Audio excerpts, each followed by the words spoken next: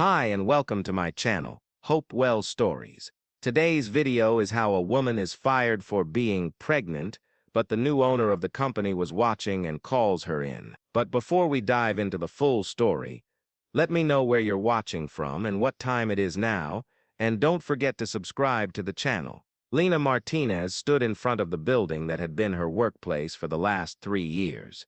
Her hands were shaking as she held a brown paper bag with her personal things, photos, a coffee mug, and a small plant that barely survived the office air. She was fired, and not because she was late, or did bad work, or made mistakes. She was fired because she was pregnant.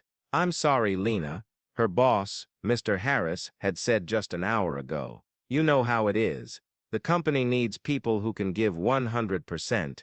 You'll be out on maternity leave soon, and then there's the time after that. It's just not good business.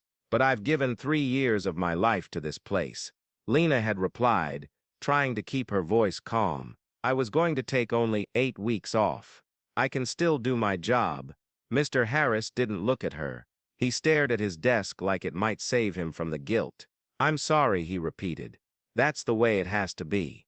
Now standing outside, Lena felt tears sting her eyes. She was 6 months pregnant, and this job had been her main source of income. She had told herself she could handle anything, but now everything felt heavier. Her belly, her heart, her future. Her phone buzzed. It was her best friend, Mia. "Hey girl," Mia said. "How'd it go?" "They fired me," Lena said quietly. "What? That's illegal. We can sue them." "I don't want to fight," Lena sighed. "I just want to find another job before the baby comes." "You're not alone in this," Mia said gently. "I'm here, and you'll find something better." Lena smiled a little. Mia always knew what to say. As she turned to walk away, someone called out from behind.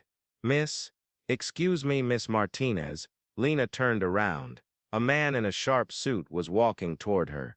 He looked young, maybe early 30s, and carried himself like someone used to being in charge. "Yes?" Lena asked cautiously. "I saw what happened," the man said. "I watched your conversation through the window. I couldn't help overhearing." Lena raised an eyebrow. "That's kind of creepy, honestly." The man gave a polite smile. "Sorry, my name is Daniel Carter. I'm the new owner of this company." Lena blinked. "You're what?" Daniel nodded. "I bought the company 2 weeks ago. I've been watching operations from behind the scenes. I wanted to see how things really worked before making any changes." "And what did you see?" Lena asked, crossing her arms. "I saw a woman who was loyal, hard-working, and passionate about her job. And I saw a manager who clearly doesn't understand the value of good employees." Lena wasn't sure if she should feel flattered or angry. "So what are you saying?" she asked.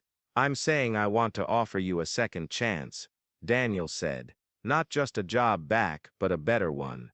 I'm restructuring the company. We'll have flexible hours, proper maternity leave policies, and a culture of respect. I want people like you to lead that change." Lena stared at him. "You're serious?" "Dead serious," Daniel said. "You deserve better than what you got today. And frankly, we need more people like you in leadership roles." Lena looked down at her belly and rubbed it softly. "I'm due in about 3 months," she said. "And I'm not looking for charity." "This isn't charity," Daniel said. "This is smart business. You know the company better than anyone. You've seen its flaws, its strengths. Help me build something better." Lena took a deep breath. She had spent all morning feeling defeated, like the world was closing in on her. But now, standing here, she felt a spark of hope. "When would you want me to start?" she asked. "How about Monday?" Daniel smiled. "We'll start planning. And when you come back after your maternity leave, you'll be our new head of customer relations." Lena's eyes widened. "Head of? Are you sure?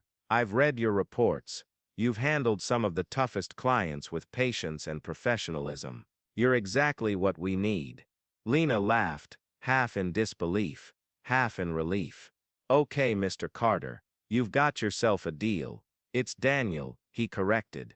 "And welcome to the team. Over the next few weeks, Things moved fast. Daniel brought in new HR policies, updated employee benefits, and started training Lena for her new role. She worked remotely during the last weeks of her pregnancy, and when her daughter was born, healthy and beautiful, she took a full 12 weeks of paid leave. When she returned, the office felt different, brighter, happier. People smiled more. There were new posters on the walls about family values, diversity, and support. One day, as Lena walked into the office with her baby carrier in one hand and a coffee in the other, Daniel greeted her. "Back in action?" he asked. "Back and ready," Lena said. He looked at the baby sleeping peacefully in the carrier. "She's adorable," he said. "She's got my stubbornness," Lena joked. Daniel chuckled. "Then she'll go far." They walked together into the office, where a meeting waited. Lena no longer felt like a victim. She felt strong, capable, ready. She had been knocked down, yes, but now she was building something better, not just for herself, but for everyone who came after her. And she was doing it on her own terms. If you enjoyed the video, please don't forget to like, comment, and subscribe to our channel. Thank you for watching, and see you on the next video. Bye.